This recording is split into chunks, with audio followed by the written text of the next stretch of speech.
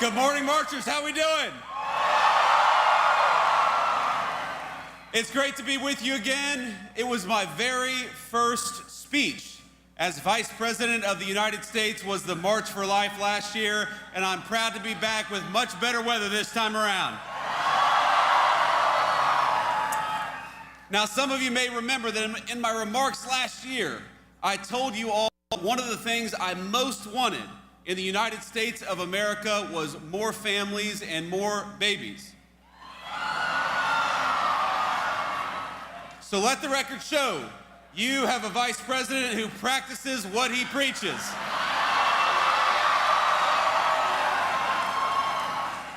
Usha and I announced this week that we're expecting our fourth.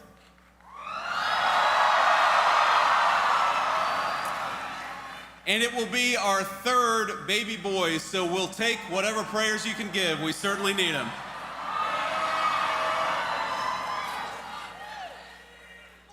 And when I was here last year, I had one other piece of advice for this group, and that was very simple: to be joyful in your advocacy.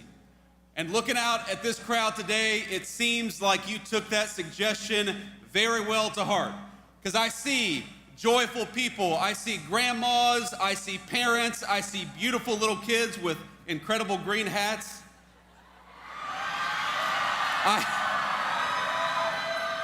Now, did you all dress like that so that if you lost yourselves, you could find everybody? Okay, that's a good plan. I'm gonna take that advice back home. The theme of this year's March for Life, as most of you all know, is that life is a gift. And I know for me personally, this year there is so much to be thankful for. I'm grateful to my own family, for my beautiful wife, Usha, and that God has given us the miracle of new life again.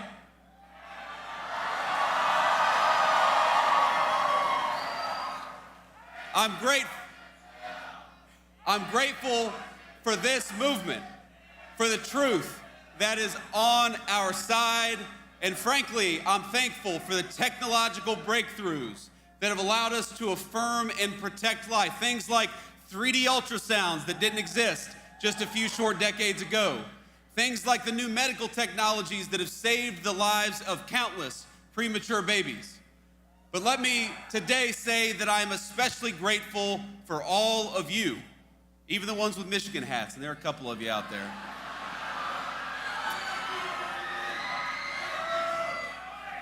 For the thousands of men and women and children, for the church groups, the school groups, the grandparents and the toddlers and everyone in between who braved this chilly Washington afternoon. All of us in the Trump administration, from the president on down, we thank you for your prayers, we thank you for your perseverance, and we thank you that for today, we are all marching for life.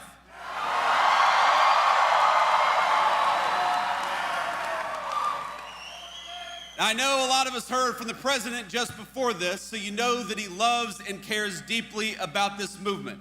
And it's why he has fought for the pro-life cause and why we do it in this administration. And it's why 3 years ago, we cannot forget, he delivered and his Supreme Court justices delivered the most important Supreme Court decision of my lifetime.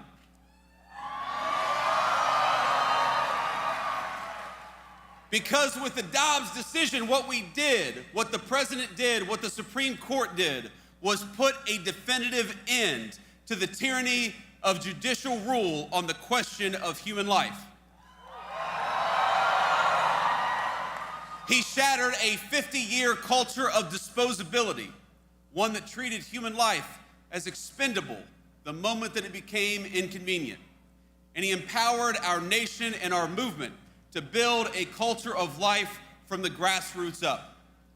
And over the last year, I gotta brag a little bit, our administration has worked very hard to lead that effort and to pick up the pieces, to clean up the wreckages of 5 decades of bad policy on the question of life.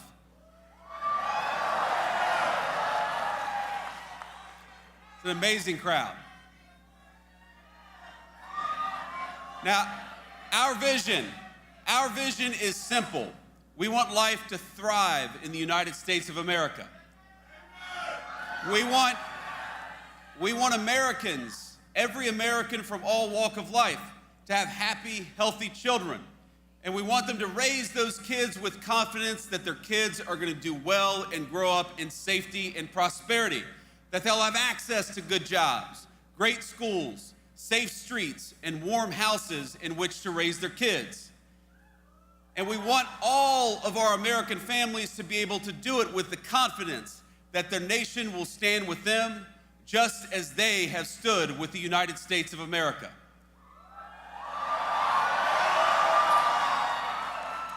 Now, you all know this very well, that building a culture of life requires persuasion. And that's what's so different about this moment compared to the moment that was dominated by the Supreme Court for 50 years. We're not trying to argue to the Supreme Court anymore. We're trying to argue to our fellow citizens that we must build up that culture of life. And as you know, that effort is going to take a lot of time, it's going to take a lot of energy, and it's going to take a little bit of money. And that's why we're here, because you know that. We're marching for life because we want our wonderful fellow Americans, even if they don't disagree with us, to know that life is worthy, it is worthy of protection, and that is why we march today.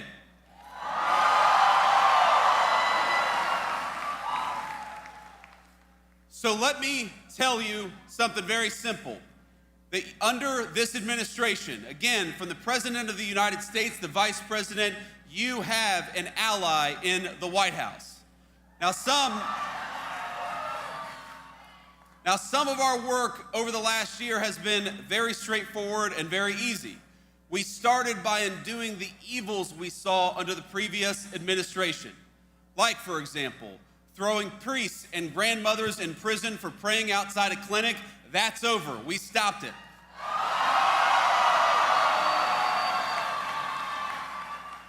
Where the previous administration mandated taxpayer funding for abortions, including travel costs across the entire government, this administration ended it. And over the past year, we built steadily upon the victories of the president's first term. We have secured religious freedom in the United States of America once again. That was important. We have ended the censorship of Christians, Jews, and other Americans of faith who are punished simply for following their faith in public life. We have expanded conscience protections for healthcare workers and defended faith-based foster care and adoption. We gutted Biden-era rules and ensured that no nun, no nurse, no pharmacist, and no physician has to check their faith and their values at the door of their workplace.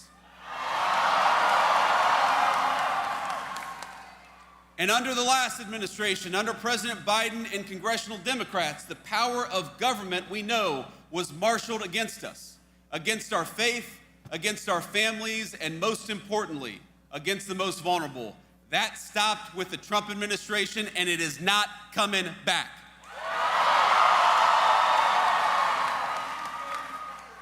Just this week, we took action to force Illinois into compliance with the Weldon Amendment and stop making healthcare providers refer for abortions. That was a big one.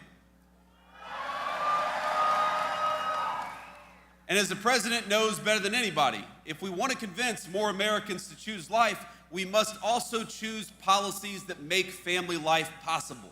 So we've done that as well. With the Trump accounts, we started at the very beginning of life, investing in every new American child from day one onward. We've stood with parents by boosting the child tax credit as well, because no family should be penalized for choosing to have kids. In fact, we ought to be rewarding for families for choosing to have kids. And when Usha and I were having the debate about whether we were going to have a fourth kid, I said, honey, we've got an expanded child tax credit and we've got the Trump accounts. We got to take advantage of this stuff. We're restoring homeownership for real families, and you may not think this is connected to the pro-life cause, But when we ensure that real families, moms and dads, instead of Wall Street, have access to American homes, we help create that important culture of life.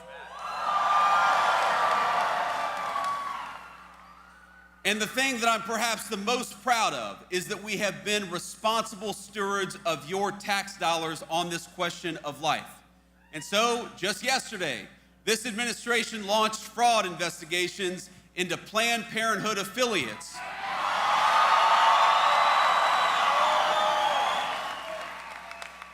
For millions of dollars in PPP loans that were unlawfully received and unlawfully forgiven by the Biden administration. You should not be able to commit fraud and use taxpayer money for abortion. It's that simple.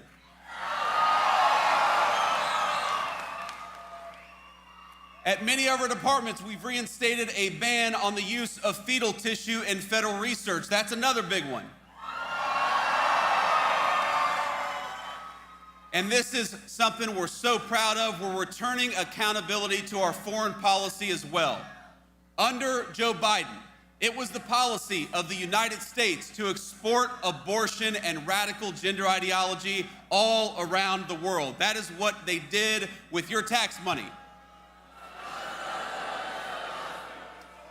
They would relentlessly bully developing countries into parroting their far-left views.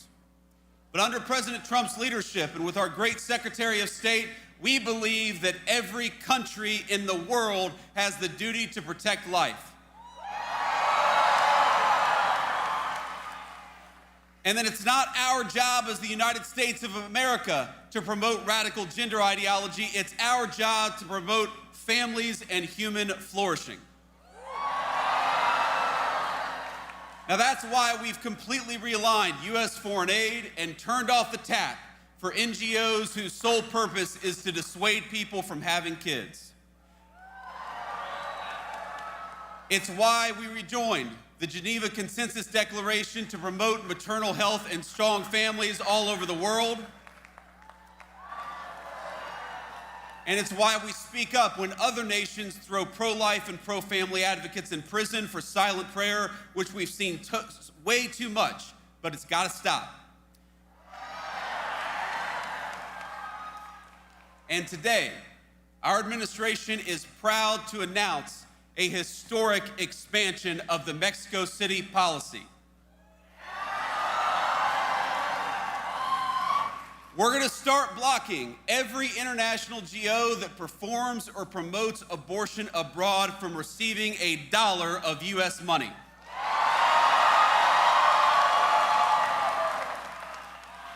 Now, we're expanding this policy to protect life, to combat DEI, and the radical gender ideologies that prey on our children. And with these additions, the rule will now cover every non-military foreign assistance that America sends. All in all, we have expanded the Mexico City policy about 3 times as big as it was before, and we're proud of it because we believe in fighting for life.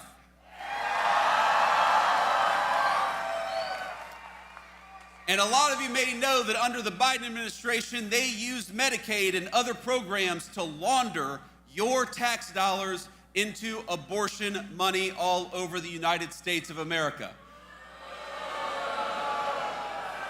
And with the help of our Republican majorities in Congress, with the Working Families Tax Cuts, we stopped that practice once and for all. It's illegal now, exactly as it should be. Let me just say, my friends, that we have to be clear. We cannot be neutral. Our country cannot be indifferent about whether its next generations live or die.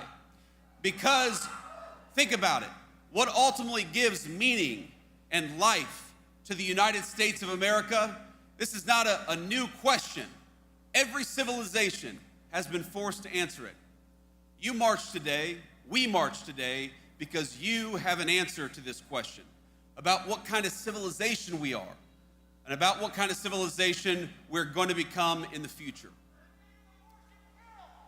I read an article some time ago. It was about classic archaeology, of all things.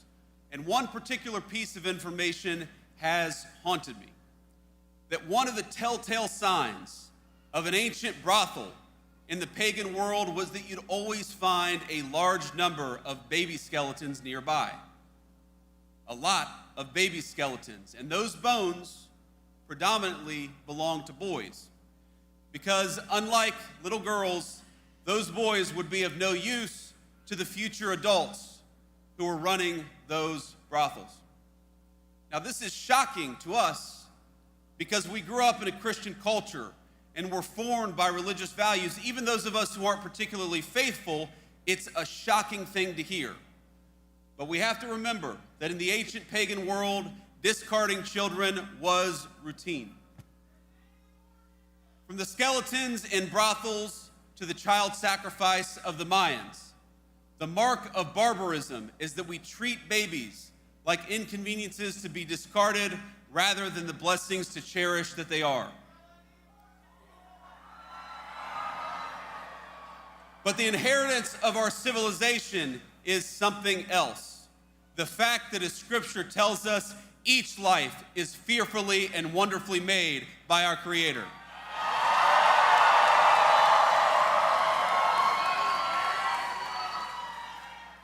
The March for Life, my friends, it's not just about a political issue as important as all this politics stuff is. It is about whether we will remain a civilization under God, or whether we ultimately return to the paganism that dominated the past. Today, the far left in this country tells our young people that marriage and children are obstacles, that it's irresponsible, even immoral because of climate change or some other reason, to encourage our young people to raise a family. They tell us that life itself is a burden. But we here at this march, we know that it's a lie. We know that life is a gift.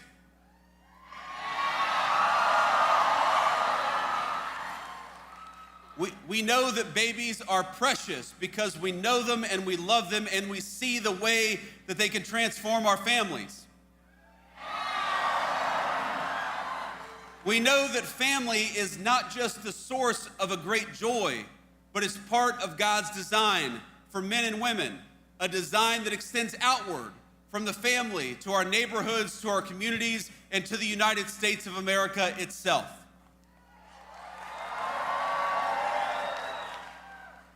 And we here know, that treating everyone with dignity isn't always easy. It's not always convenient, but it's the right thing to do. We know that the people telling our young men and women that discarding family and children is a form of liberation, we know that those people are telling a lie. And so, to our fellow Americans, we march in part to serve as a witness. To our fellow Americans, we say, you're never going to find great meaning in a cubicle or in front of a computer screen, but you will find great meaning if you dedicate yourself to the creation and sustenance of human life.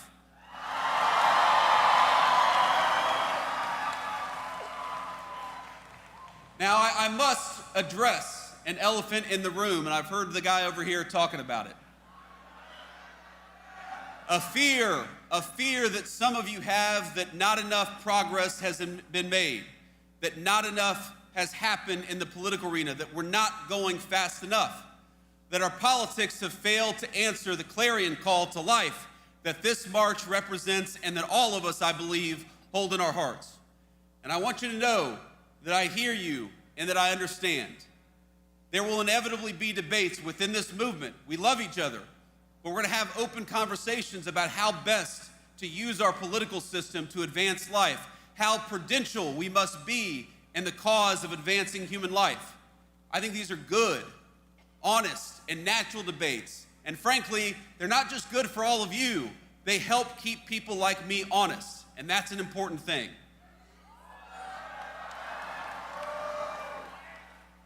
But I think all of us also have to remember that we are commanded to let not our hearts be troubled. Because I look at this crowd and I see young people for whom Dobbs is the only world they've ever known.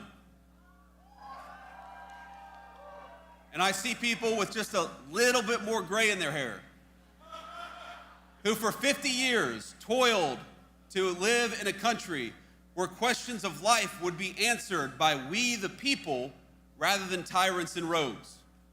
All of us have heard their stories. They've heard of the movement betrayed, of taking one step forward, and then 2 steps back, and then 3 steps forward after that. They know stories of heartbreak and of triumph.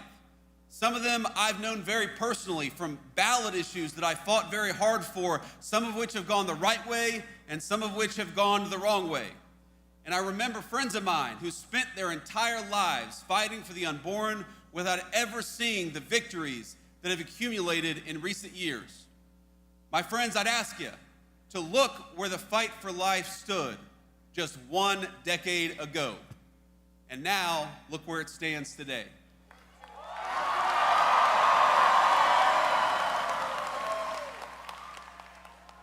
We have made tremendous strides over the last year, and we're going to continue to make strides over the next 3 years to come. But I'm a realist. I know that there is still much road ahead to travel together. Take heart in how far we've come, but don't lose sight of why we march. And so long as you are out there marching for life, I hope you know that the Vice President of the United States will march with you. God bless you all, and thanks for having me.